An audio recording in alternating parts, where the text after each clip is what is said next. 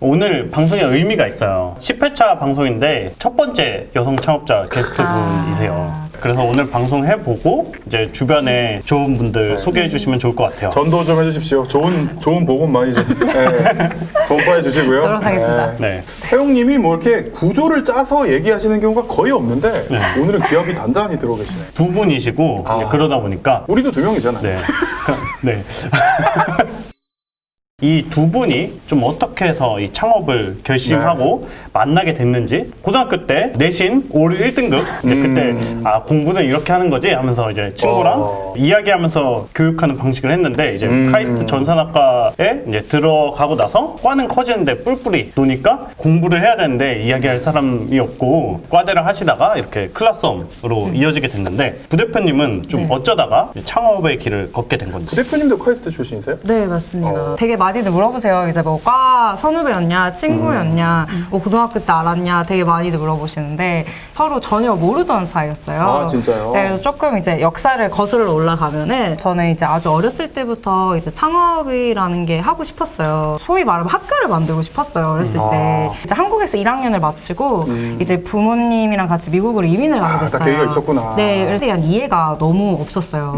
그래서 제가 뭐 영어 ABCD도 모르고 갔으니까 말도 못하지, 학교 생활도 다르지. 저는 처음 경험하는 인종차별 이러한 것들을 경험을 하면서 이제 많은 생각을 하게 됐죠. 그래서 이제 차근차근히 그걸 어떻게 할지에 대한 스텝들을 밟아왔어요.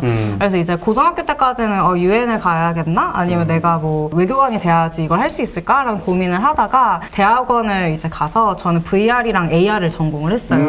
그래서 이제 텔레프레젠스를 전공을 했는데 서로 다른 공간에 있는 사람들을 이제 함께 있는 것처럼 이어주는 그러한 기술을 통해서 이제 그런 학교를 만들 수 있지 않을까? 뭐 제3세계에 그렇죠, 있는 그렇죠. 아이들을 연결해 줄 수 있으니까. 아니, 사회적인 갭을 내가 경험하지 못했던 거를 그 사람의 이제 입장에서 경험을 할 수 있으니까 창업에 대한 그 마음이 계속 이제 올라오는 거예요. 욕망이 뿜뿜. 그쵸. 네. 뿜뿜이 돼서 이제 안 되겠다. 개인 창업을 해야겠다라고 엄청 준비를 했어요. 창업원에 계신 선생님이 비슷한 교육 사업을 하는 이제 여자 CEO님이 계시는데 만나봐라. 한번 만나볼래? 라고 해서 와, 이건 카이스트 창업원이 만들어준 인연이군요. 네, 맞아요. 그때 뭐 8살, 9살 이때쯤 겪었던 기억들이 강하게 남은 거잖아요. 네, 그죠. 그때 생각나는 것들이나 강하게 남았던 네. 감정이나 기억 이런 것들에 대해서 네. 조금 알아볼 수 있을까요? 가장 크게 저한테 충격으로 왔던 사건은 두 가지 있었는데, 처음엔 이제 미국에 갔을 때 이제 한국이 6.25 전쟁 중인 줄 알더라고요.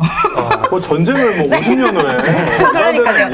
무식한 것들. 그래가지고 밥은 먹니? 막 엄마가 옷을 지어 입히진 않니? 막 이러면서 이런 질문들을 하시더라고요. 이제 두 번째 좀 웃긴 에피소드인데 좀 슬픈 게 저희 집 그 지붕에 벌집이 생겼던 거예요. 미국 집에는 벌집이 되게 많이 생긴다고 그러더라고요. 그래서 이제 벌집이 툭 떨어지면서 집에 이제 별이 몇백 마리가 돌아다니는 거예요. 그래서 이제 아버지가 이제 벌을 막 잡아야 되니까 뭐 어떻게든 잘못하면 큰일 잡았는데 나는데? 네, 이거를 이제 해서 관리하는 데를 가서 이제 얘기를 해야 되잖아요. 근데 아버지가 동양인이고 영어 액센트가 있으니까 안 믿는 거예요. 막 너의 말을 믿을 수가 없다. 막 너가 거짓말 하는 거다. 그래서 아버지가 지퍼백에다가 벌을 이렇게 담아가지고 갖고 온 거예요, 사무소에. 봐라, 이렇게 벌이 있다. 네. 그래서 이제 그렇게 해서 되게 오래 걸려서 왔어요. 아이고. 그 사건을 보고 나는 정말 존경하는 부모님인데 부모님이 이런 취급을 받으시고. 이런 취급을 받나? 이게 도대체 무슨 일이지? 그 아마도 두 사건이 저에게 가장 크게 기억에 남았던 것 같아요. 정말 재밌는 게 이 창업자분들하고 얘기를 하다 보면 유년기에 이런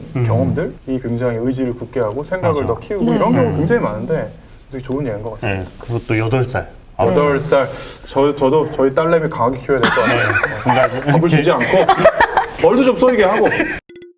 처음 만났잖아요. 네. 서로 좀 인상이 어땠어요? 좀 연결해준 사람이 뭐라고 소개를 했어요? 비슷한 사업을 하고 뭐 같이 수업에서 뭔가를 하는 플랫폼을 뭐 생각하고 계신다라고 들었는데, 사실 저는 지금 비슷한 플랫폼을 하는 사람들이 만나서 뭘 할 수 있지? 라고 생각을 했었고, 그래서 그냥 어떤 이야기를 하실지 궁금해가지고 갔었어요. 저는 외주를 맡기러 갔어요. 서로 생각이 완전 정반대였어. 내가 잡아 먹어야지 이러고 이제 갔다가. 저는 외주를 맡기로 갔어요. 이제 네. 개인 사업 구상을 하니까 이제 국가 자원금이나 이런 거를 막 다 지원을 하고 이제 구상을 하는데 이제 대학원에 있었다 보니까 제가 개발을 할 수가 없었던 거예요. 그래가지고 외주를 한번 맡겨볼까라고 해서 연락을 해서 갔죠. 사실 외주를 이제 요청하러 오셨지만 저는 창업 처음 시작할 때 절대 외주 사지 않는다가 원칙이었거든요. 왜 만났어요? 우리 생각이 달랐어요. 근데 이제 제가 마침 딱 그때 어느 프로덕트를 어느 정도 만들어서 런칭을 해봤는데 이제 세일즈랑 마케팅이 필요하다라고 생각을 했었어요. 세일즈랑 마케팅을 잘하는 분을 찾기가 쉽지가 않아요. 그렇죠. 그래서 고민이 많았죠. 근데 그러다 마침 저한테 이제 만나서 피칭을 딱 해주셨는데 아 이분이다 라는 생각이 들어서 어떻게 꽂으신 거예요? 되게 간단해요. 저 피칭을 했는데 이제 이채린 대표가 같이 코파운딩 해보실 생각 없으세요? 이렇게 물어보시더라고요. 이렇게. 제가 네 좋아요 이렇게 시작했어요. 그때 팀원이 몇 명이었고 사업이 어느 정도 검증해가던 단계였어요? 제가 1.0 서비스를 만들어서 한 수업에서 한번 돌려봤었고 그래서 반학기 만에 이제 300개 정도의 질문들이 나오는 걸 보면서 아 이렇게 하면은 사람들이 쓰는구나 그리고 또 좋아하고 학습 효과가 높아지는구나 1차적으로 확인한 상태였어요. 부대표님은 네. 팀이 있었어요? 아니면 혼자 하셨어요? 팀을 이제 빌딩을 이제 해서 누구누구 함께하면 좋겠다를 이제 생각을 해놓고 네. 외주를 맡겨서 되면 이제 시작을 팀을 하려고 했죠. 완성해야지 했는데. 네네 했는데 저한테 제안을 해주셨을 때 꽂혔던 질문이 있었어요. 이재현 대표가 저한테 혹시 돈 버는 게 급하세요? 물어보시더라고요. 와, 돈 근본적이다. 버는 게 급하세요? 네, 근데 저는 이거를 롱런으로 생각했기 때문에 아니야 돈 버는 게 별로 급하지 않아요 라고 얘기했더니 그럼 함께 하고 싶어요 라고 말씀하시더라고요. 패기가 너무 좋았어요. 약간 우리는 가치를 만들어 나가는 회사고 그 가치를 만들 사람들과 함께 하면 이제 돈을 그건 자연스럽게 오는 약간 그러한 거로 설명을 해주셨었는데 저는 그때 그 패기랑 그 생각과 그 밸류가 너무 좋았어요. 개발자셨고 처음부터 부대표를 하신 거예요? 둘이 이제 공동 창업을 시작했을 때 되게 고민을 좀 했어요. 이제 대표라는 직에 대해서. 왜냐하면 지금도 회사에서 둘이 하는 일이 거의 같아요. 그러니까 일하는 강도가 비슷해요. 대표라는 타이틀이 되게 애매하더라고요. 근데 이럴 땐 보통 공동대표 하잖아요. 제가 그때 대학원을 하는 중이었는데 중간에 대학원을 그만둘 수 있는 상황은 아니었어요. 제가 이제 대학원을 계속 했어야 하는 상황이라서 이제 창업이랑 이제 대학원을 같이 했어요. 하루에 진짜 한 2시간, 1시간 잘 때도 많았고 못 잘 때도 많았어요. 와. 근데 그렇게 하다 보니까 계약을 사인을 한다든지 아니면 투자를 받는 그런 모든 거 과정 중에서 둘이 같이 가서 막 사인을 하고 막 이런 과정들이 그럴 수가 있잖아요. 없다. 네. 그래서 공동대표를 하면은 그런 프로세스가 나중에 이제 그런 게 좀 느릴 것 같다는 판단을 이제 둘이 그렇죠. 했죠. 그래가지고 둘이 공동대표를 할까, 단독대표를 할까, 그럼 각자 대표를 할까, 아니면 어떻게 할까 되게 고민을 많이 하다가 제가 이제 대학원에 있으니까 어쩔 수 없이 풀타임으로 회사에는 24시간 있을 수가 없으니 이채린 대표가 대표를 하시고 제가 그러면 뒤에서 더 서포팅을 하겠다라는 결정을 내렸죠. 별로 둘이 그런 생각이 없어요. 대표고 부대표고 회사에서 하는 일이 거의 똑같아서 아무 생각은 없는데 바깥에 사회에서 나오면 이제 조금 그런 경험을 하기는 해요. 이제 나는 이제 대표라는 타이틀에 대해서 아무 생각이 없었는데 밖에 나와보니까 이거 뭐지? 난 할 때들이 있는데 아직까지는 뭐 회사 안에서 둘이 그런 다른 게 없어서 생각이 그렇게는 있진 않았던 것 같아요. 지금은 학교는 졸업하신 거잖아요. 네, 이제 대학원 풀타임으로 졸업. 하신 거잖아요. 네네네. 그럼 또 지치시면 또 CEO 가져가시고 돌아가면서 하면 그래서 되죠. 아직도 이런 얘기해요. 둘이 뭐 공동대표를 나중에 바꾼다고 해도 이상할 것 같진 않아요. 네네. 우리는 일을 하기 위해 스타트업을 하는 거지 CEO 놀이를 하기 위해서 하는 게 아니니까. 그만큼 무게가 되게 무거울 거라 생각을 해요. 이제 대표라는 타이틀에 그런 큰 의미를 두진 않지만 무게를 견뎌내게 되기 때문에 이제 뭐 나중에 필요하면 공동대표가 될 수도 있고 아닐 수도 있고 그래서 그 역할을 되게 잘해주고 있다고 생각해요. 네. 그 여기 뭐 방송 보시는 분들도 비슷한 상황에 있는 분들도 많고 할 텐데 일은 아마 비슷하게 하실 거예요. 근데 대표의 무게라는 거는 따로 있긴 한 것 같아요. 뭐 예를 들면 사고가 났어. 그러면 감옥에 누가 가냐? 대표님이 가요. 그래서 빨리 바꾸자는 말도 했어요. 네. 혼자 못 바뀌는 거예요. 갈 건 같이 가자. 아 그래요? 아니 이왕이면 한 명만 감옥에 가면 되지 왜 두 명이나 갑니까? 네. 청송에 그 여성 교도소가 있죠. 그건 지금 애드립이라고 친 거야? 네. 자본금, 뭐 사무실, 그때 뭐 몇 명이었는지 어떻게 늘려나갔는지 이런 것들 좀 들어볼 수 있을까요? 진짜 완전 1.0 초창기에는 4명이 있었어요. 그래서 저 포함해서 개발자가 3명이었고 한 분이 디자이너였거든요.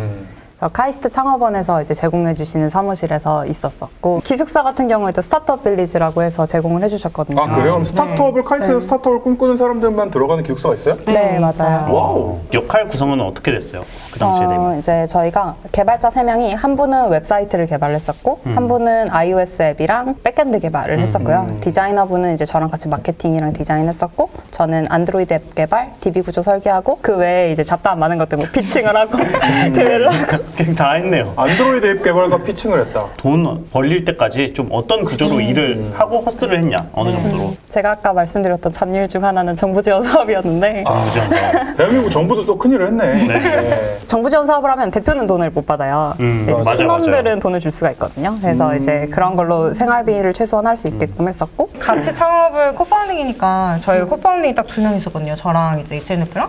그러니까 둘 다는 돈을 안 받고 각자 알아서 이제 생활했고요. 개발자분들은 다 저희가 다 100% 페이 다 드렸어요. 지금의 이익을 유예하고 미래에 훨씬 더 큰 이익을 보고 가는 분들이니까. 대표님, 부대표님 만나서 같이 우리가 코파운더로 한번 회사를 만들자 했을 때 제일 민감한 얘기가 누가 대표를 하고 누가 부대표를 하냐, 네. 역할을 어떻게 나누냐, 그죠. 지분을 어떻게 나누냐, 예, 이런 예민한 얘기를 할 수밖에 없었는데 그 과정에서 사실은 되게 많이 갈라서거든요. 네. 그쵸. 근데 같이 하기로 하신 거잖아요. 네네. 어떤 얘기들을 나누셨고 어떻게 그 숫자를 픽스하셨는지 어떻게 역할을 나눴는지. 일단 뭐 지분 말씀드리면 지분을 좀 저희가 되게 전략적으로 짰어요. 중에 시리즈 A랑 B를 받을 때 이제 대표가 50% 이상을 가지고 있으면 좋겠다? 아니면 뭐 40% 있으면 좋겠다? 라는 그 비율을 정했어요.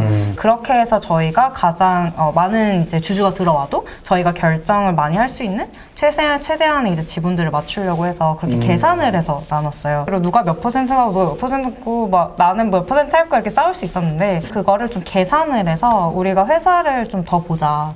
회사가 잘 돼야 되지 않냐라고 해서 좀 계산을 해서 지분을 나눴고요. 둘 다 합리적인 선에서 이제 같이 결정을 했어요. 되게 좋다. 그럼 혹시 이런 것도 있었어요? 성장 단계를 나눠놓고 전략적으로 생각을 했으니까 네. 아 우리 언제까지 못 달성하면 좀 이런 식으로 헤어지자 이런 것도 있었어요? 그때는 이제 저희가 하고 싶은 가치를 만드는 일이 좀 더 중요했었고 그래서 이거에 의해서 이 정도 시도들을 좀 더 해보자 같은 것들이 많았어요. 개발 기간 이런 거는 좀 어떻게 됐는지 이 정도면은 프로덕트 마켓 핏을 어느 정도 맞췄다까지의 개발 기간과 그 업데이트 해나가는 속도가 좀 어느 정도였는지 들어볼 수 있을까요?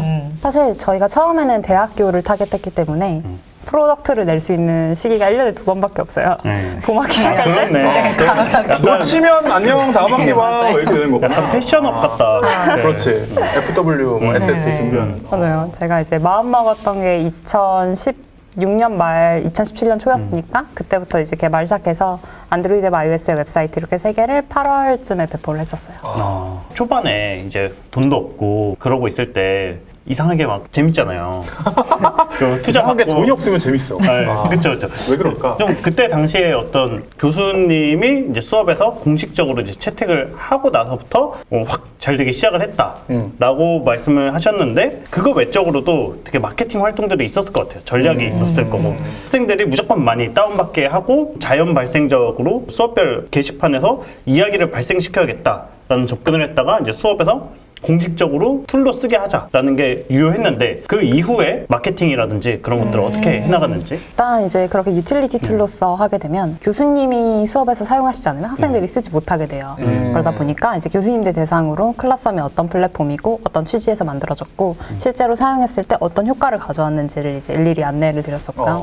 그러면 일단 시작은 카이스트 교수님들 대상으로 했나요? 네, 맞아요. 아니 근데 지금 이렇게 그 언택트 이슈 때문에 이제 교수님들이 그 화상 강의 잘 못하신다고 디지털 툴에 대해서 좀 익숙하지 않은 교수님들이 되게 많을 텐데 영업을 하고 다닐 때 좀 힘든 면들이 있었을 것 같아요. 맞아요. 네, 좀 이런 식으로 접근하니까 되더라 이런 게 있었을까요? 프로덕트의 UX를 그래서 되게 신경을 많이 썼어요. 카톡만 써도 쓸 수 있는 플랫폼을 만들자. 쉽다. 네, 쉬운 플랫폼을 만들자. 두 번째가 이제 자료들을 그래서 엄청 자세하게 만들었어요. 회원가입부터 글을 올리는 모든 거, 그리고 안에 튜토리얼도 넣어서 어떻게 글을 써야 되는지, 뭐 학생들한테 어떤 얘기를 하면 좋을지에 대한 세부적인 기획들을 다 넣었고요. 그래서 마케팅을 할 때도 그런 것들을 많이 녹여냈어요. 되게 공감이 가는 게 저도 강의를 해봤으니까 처음 시작하게 되면 너무 막막하거든요. 네. 교환이라고 그러죠. 이걸 뭐 만드는 것도 네. 너무 힘들고. 그래서 되게 이런 툴을 쓰면 든든하지 않았을까라는 생각이 드는데 네, 드는데. 아무리 그렇더라도 내가 내 강의를 잘하고 싶더라도 내가 내 돈 내고 이 툴을 쓰고 학생들한테 공짜로 쓰라고 하긴 좀 그렇잖아요. 네. 우리 툴은 돈은 누가 내나요?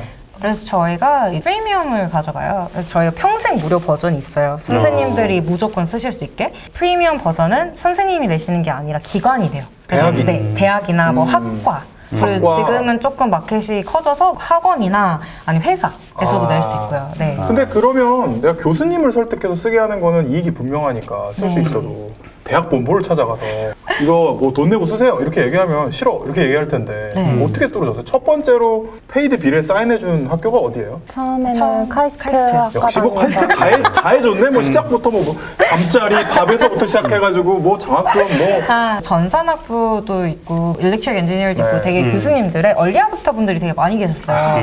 그분들을 찾아가서 이제 사용하시는 유저들 테스트모니얼들을 다 받았고 그걸 바탕으로 저희가 막 대규모 서베이도 엄청 많이 돌렸어요. 학생들 대상. 왜냐면 그 교수님들은 또 이 전산과 분들은 넘버를 안 보면 안 믿거든요. 네, 맞아요. 네. 그래서 실질적으로 이게 학생들의 학습 효율을 올린다를 증명을 시켰고, 그래서 그거를 다 들고 학교를 찾아갔죠. 이거 봐라, 너네 학교 학생들이, 카이스 학생들이. 너네 학교라니 자기랑 학교를. 네, 우리 이게 장사꾼의 마음인가? 아니, 카이스 학생, 죄송합니다. 카이스 네. 죄송해요.